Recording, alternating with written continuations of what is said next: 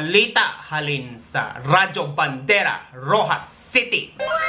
Trending, pagluokay kag paghalukanay sang isa ka anchorman kag iya nga chicks nakita sa Facebook Live. Para sa balita, J. Kenneth ang inyong Ilonggo vlogger, sulod. Trending subong sa social media ang natabo sa sulod sang announcer's booth sa isa ka radio station sa Zamboanga. Kundiin, makita nga naghalukanay kag nagluokay ang isa ka anchorman kag ang iya nga chicks matapos ang iya nga programa. Pero wala na talupangdan nga sa Facebook naka-live gadi sila.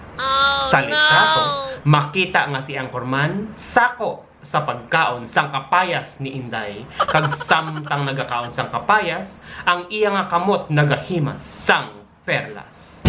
Para sa inyo nga balita, J. Kenneth ang inyong Ilonggo vlogger, back to studio. Bow. Anchorman, puwerte sa laplapanay. Kani, kinsigurado nga sa Facebook wala kamo naka-live.